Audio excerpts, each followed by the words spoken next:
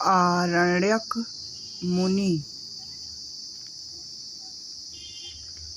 राम नाम बिनु गिरा न सोहा, देखो बिचारी त्यागी मद मोहा।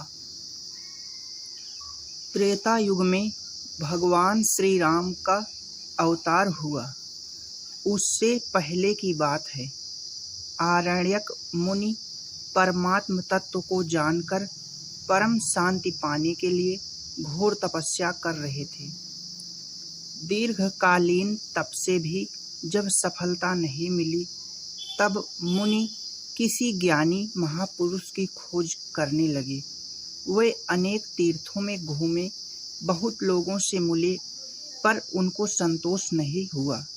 एक दिन उन्होंने तीर्थ यात्रा के लिए तपोलोक से पृथ्वी पर उतरते दीर्घजीवी लोमस ऋषि के दर्शन किए। वे ऋषि के समीप गए और चरणों में प्रणाम करके नम्रतापूर्वक प्रार्थना की, भगवान, दुर्लभ मनुष्य शरीर पाकर जीव किस उपाय से दुस्तर संसार सागर को पार कर सकता है। आप दया करके मुझे कोई ऐसा व्रत, दान, जप, यज्ञ या देवाराधन बतलाइए जिससे मैं इस भवसागर से पार हो सकूं। महर्षि लोमस ने कहा, दान, तीर्थ, व्रत, यम, नियम, यज्ञ, योग, तप आदि सभी उत्तम कर्म हैं, किंतु इनका फल स्वर्ग है। जब तक पुण्य रहता है, प्राणी स्वर्ग के सुख भोगता है और पुण्य समाप्त होने पर नीचे गिर जाता है। जो लोग स्वर्ग सुख के लिए ही पुण्य कर्म करते हैं, वे कुछ भी शुभ कर्म न करने वाले मूढ़ लोगों से तो उत्तम हैं, पर बुद्धिमान नहीं है। देखो, मैं तुम्हें एक उत्तम रहस्य बतलाता हूँ। भगवान श्री राम से बड़ा कोई देवता नहीं, राम से उत्तम कोई व्रत नहीं, राम से श्रेष्ठ कोई योग नहीं और राम से उत्कृष्ट कोई यज्ञ नहीं। श्री राम नाम का जप तथा श्री राम का पूजन करने से मनुष्य इस लोक तथा परलोक में भी सुखी होता है। श्री राम की शरण लेकर प्राणी अनायास संसार सागर को पार कर जाता है। श्री राम का स्मरण ध्यान करने से मनुष्य की सभी कामनाएं पूर्ण होती हैं और उसे परम पद की प्राप्ति कराने वाली भक्ति भी श्री राम देते हैं। जो उत्तम कुल में उत्पन्न हुए हैं, उनकी तो चर्चा ही क्या। चांडाल भी श्री राम का प्रेम पूर्वक स्मरण करके परम गति पाता है। श्री राम ही एकमात्र परम देवता हैं। श्री राम का पूजन ही परम प्रधान व्रत है। राम नाम ही सर्वोत्तम मंत्र है और जिसमें राम की स्तुति है, वह ही उत्तम शास्त्र हैं। अतएव तुम मन लगाकर श्री राम का ही भजन, पूजन एवं ध्यान करो। आरण्यक मुनि को बड़ी प्रसन्नता हुई। यह उपदेश सुनकर उन्होंने महर्षि लोमस से ध्यान करने के लिए श्री राम के स्वरूप को जानना चाहा। महर्षि ने कहा, रमणीय अयोध्या नगरी में कल्पतरु के नीचे विचित्र मंडप में भगवान श्री रामचंद्र विराजमान हैं। महामरकतमणि, नीलकांतमणि और स्वर्ण से बना हुआ और अत्यंत मनोहर उनका सिंहासन है। सिंहासन की प्रभा चारों ओर छिटक रही है। नव दूर्वा दल श्याम सौंदर्य सागर देवेंद्र पूजित भगवान श्री रघुनाथ जी सिंहासन पर बैठे अपनी छटा से मुनियों का मन हरण कर रहे हैं। उनका मनोमुग्धकारी मुखमंडल करोड़ों चंद्रमाओं की छवि को लज्जित कर रहा है। उनके कानों में दिव्य मकराकृत कुंडल झलमला रहे हैं। मस्तक पर किरीट शोभित है। किरीट में जड़ी हुई मणियों की रंग बिरंगी प्रभा से सारा शरीर रंजित हो रहा है। मस्तक पर काले घुंघराले केश हैं। उनके मुख में सुधाकर की किरणों जैसी दंत पंक्ति शोभा पा रही है। उनके होठ और अधर विद्रुम मणि जैसे मनोहर कांतिमय हैं, जिसमें अन्यान्य शास्त्रों सहित ऋक, साम आदि चारों वेदों की नित्य स्फूर्ति हो रही है। जवा कुसुम के समान ऐसी मधुमयी रचना उनके मुख के भीतर शोभा पा रही है।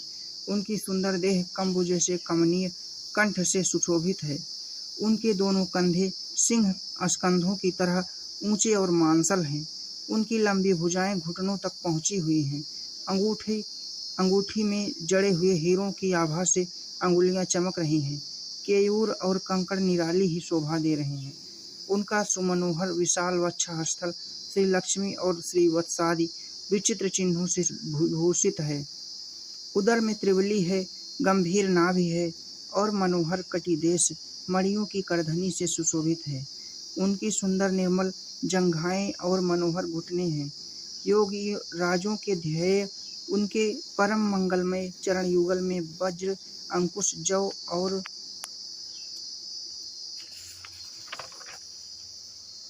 ध्वज आदि के चिन्ह अंकित हैं। हाथों में धनुष बाण और कंधे पर तरकस सुशोभित है। मस्तक पर सुंदर तिलक है और अपनी छवि से वे सबका चित्त जबरदस्ती अपनी ओर खींच रहे हैं। इस प्रकार भगवान के मंगलमय तथा छविमय दिव्य स्वरूप का वर्णन करके लोमश जी ने कहा, मुनि, तुम इस प्रकार भगवान श्री राम का ध्यान और स्मरण करोगे तो अनायास ही संसार सागर से पार हो जाओगे। लोमश जी की बात सुनकर आरण्यक मुनि ने उनसे विनम्र शब्दों में कहा, भगवान, आपने कृपा करके मुझे भगवान श्री राम का ध्यान बतलाया सो बड़ा ही अच्छा किया। मैं आपके उपकार के भार से दब गया हूँ, परंतु नाथ इतना और बतलाइए कि यह श्री राम कौन है, इनका मूल स्वरूप क्या है और यह अवतार क्यों लेते हैं। महर्षि लोमश जी ने कहा, हे वत्स, पूर्ण सनातन परात्पर परमात्मा ही श्री राम है। समस्त विश्व ब्रह्मांडों की उत्पत्ति इन्हीं से हुई है। यही सबके आधार, सब में फैले हुए, सबके स्वामी, सबके सृजन, पालन और संहार करने वाले हैं। सारा विश्व इन्हीं की लीला का विकास है। समस्त योगेश्वरों के भी परम ईश्वर दया सागर यह प्रभु जीवों की दुर्गति देखकर उन्हें घोर नरक से बचाने के लिए जगत में अपनी लीला और गुणों का विस्तार करते हैं, जिनका गान करके पापी से पापी मनुष्य भी तर जाते हैं। यह श्री राम इसी हेतु अवतार धारण करते हैं।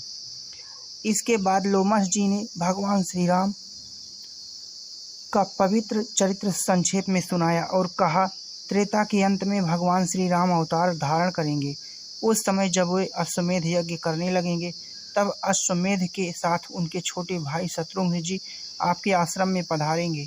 तब आप श्री राम के दर्शन करके उनमें लीन हो सकेंगे। महर्षि लोमश के उपदेशानुसार आरण्यक मुनि रेवा नदी के किनारे एक कुटिया बनाकर रहने लगे। वे निरंतर राम नाम का जप करते थे और श्री राम के पूजन ध्यान में ही लगे रहते थे। बहुत समय बीत जाने पर जब अयोध्या में मर्यादा पुरुषोत्तम ने श्री राघवेंद्र के रूप में अवतार धारण करके लंका विजय आदि लीलाएं संपन्न कर ली और अयोध्या में वे अश्वमेध यज्ञ करने लगे, तब यज्ञ का अश्व छोड़ा गया। अश्व के पीछे पीछे उनकी रक्षा करते हुए बड़े भारी सेना के साथ शत्रुघ्न जी चल रहे थे।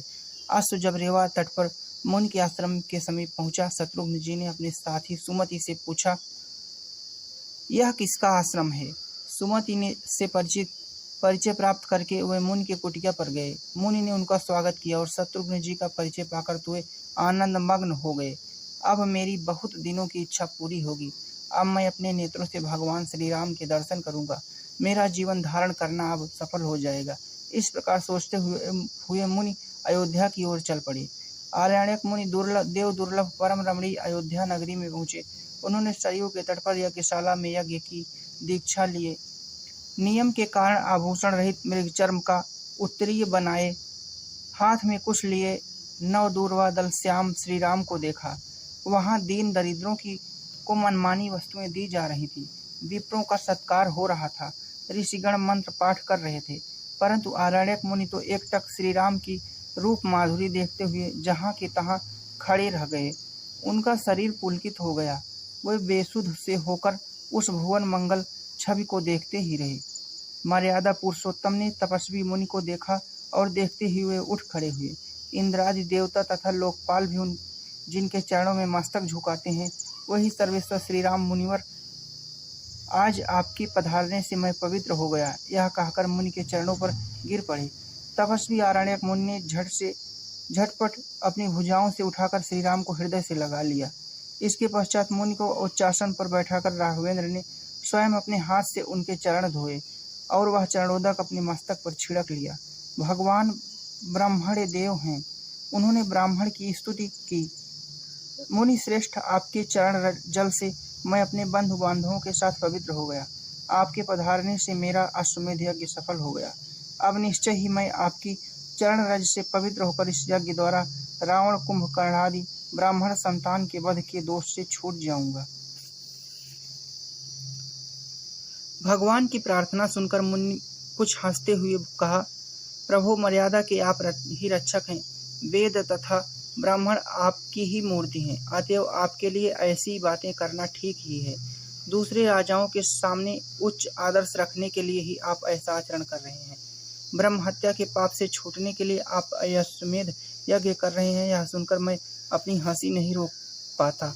मर्यादा पुरुषोत्तम, आपका मर्यादा पालन धन्य है। सारे शास्त्रों के विपरीत आचरण करने वाला सर्वथा मूर्ख और महापापी भी, जिसका नाम स्मरण करते ही पापों के समुद्र को भी लांघ कर परम पद पा जाता है, वह ब्रह्म हत्या के पाप से छूटने के लिए अश्वमेध यज्ञ करे। यह क्या कम हंसी की बात है। भगवान, जब तक मनुष्य आपके नाम का भली भांति उच्चारण नहीं करता, तभी तक उसे भय देने के लिए बड़े बड़े पाप गर्जा करते हैं। राम नाम रूपी सिंह की गर्जना सुनते ही महापाप रूपी गजों का पता तक नहीं लगता। मैंने मुनियों से सुना है कि जब तक राम नाम का भली भांति उच्चारण नहीं होता, तभी तक पापी मनुष्यों को पाप ताप भयभीत करते हैं। श्री राम, आज मैं धन्य हो गया। आज आपके दर्शन पाकर मैं संसार के ताप से छूट गया। भगवान श्री राम ने मुनि के वचन सुनकर उनका पूजन किया। सभी ऋषि मुनि भगवान की यह लीला देखकर धन्य धन्य कहने लगे। आरण्यक मुनि ने भावावेश में सबसे कहा, मुनिगण, आप लोग मेरे भाग्य को तो देखें कि सर्वलोक महेश्वर श्री राम मुझे प्रणाम करते हैं। ये सबके परमाराध्य मेरा स्वागत करते हैं। श्रुतियाँ जिनके चरण कमलों की खोज करती हैं, वे मेरा चरणोदक लेकर अपने को पवित्र मानते हैं। मैं आज धन्य हो गया। यह कहते कहते सबके सामने ही मुनि का ब्रह्मरंध्र फट गया। बड़े जोर का धड़ाका हुआ। स्वर्ग में दुंदुभियां बजने लगी। देवता फूलों की वर्षा करने लगे। ऋषि मुनियों ने देखा कि आरण्यक मुनि के मस्तक से एक विचित्र तेज निकला और वह श्री राम के मुख में प्रविष्ट हो गया। जय सिया राम, जय सिया राम, जय सिया राम, जय सिया राम, जय सिया राम।